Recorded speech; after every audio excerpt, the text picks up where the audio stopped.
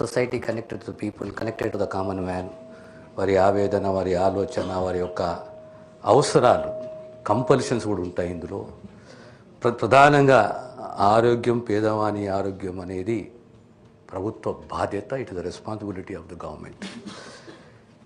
Chairman sir, ఇక PMP RMPs విషయం వచ్చే వరకు ఈ 2008-9లో అప్పుడు గవర్నమెంట్ ఒక జియో ఇష్యూ చేసింది.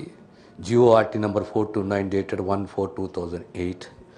తర్వాత 2009-10లో కొద్దిగా బడ్జెట్ కూడా రిలీజ్ చేసింది through GO RT number 1273 for training of RMPs and PMPs అనేది.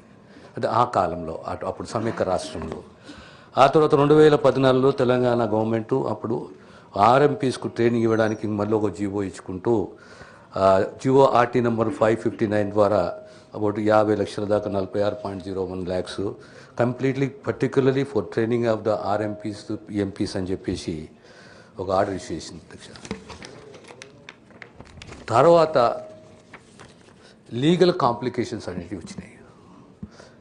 ఒకటి red petition bill number 286 dated 2017. తర్వాత రిట్ పిటిషన్ నంబర్ 16488 ఆఫ్ 2021. తర్వాత writ petition number 20283 of 2023 filed by the Indian medical association, Telangana state branch. దీనిపైన their prayer was that state government shall not conduct any program qualifying RMPs and PMPs to practice medicine on par with the doctors అని చెప్పారు.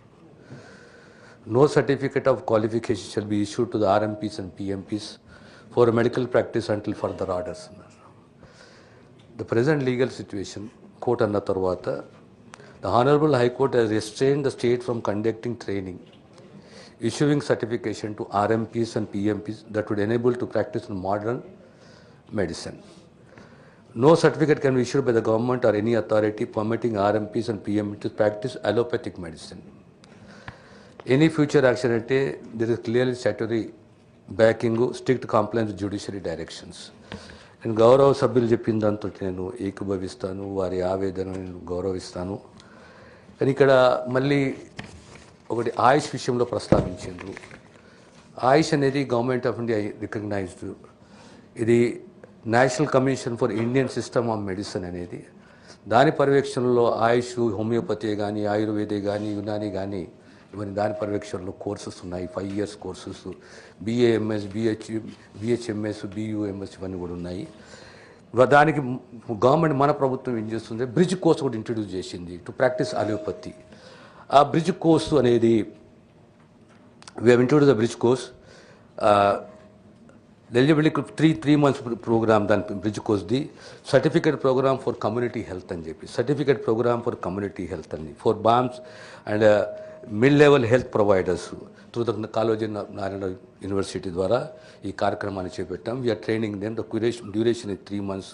Curriculum 42 theory sessions ఉన్నాయి, 75 practical sessions ఉన్నాయి. అంటే అన్ని ultimately every course is under the supervision and regulatory authority of government of India. దీన్ని మనం ఏ రకంగా అధిగమించాలనేది ఒక ప్రశ్న. లీగల్ హడిల్స్ ఉన్నాయి. నాకు ఇప్పుడే గౌరవ సభ్యులు రవీంద్ర గారు చెప్పారు, ఈ ఆంధ్రప్రదేశ్ ప్రభుత్వము ఈ ఆర్ఎంపీస్ పిఎంపీకి సంబంధించి ఆర్డర్స్ ఇష్యూ చేసిందంటే ఒకసారి నేను ఆర్డర్స్ కూడా తెప్పించుకొని ఎగ్జామిన్ చేసి, we're not against practice of RMPs and PMPs. Already we're committed our self. కానీ లీగల్ హడిల్స్ ఉన్నాయి. ఈ లీగల్ హడిల్స్ని అధిగమించి ముందుకు పోవాలని ప్రభుత్వ ఉద్దేశము. Will study from the legal point of view, will take appropriate decision. But practically yes, we have committed in the manifesto, we are there with them, our sympathies are there. కానీ legal hurdles లేకుండా మనం ముందుకు పోవాలనేది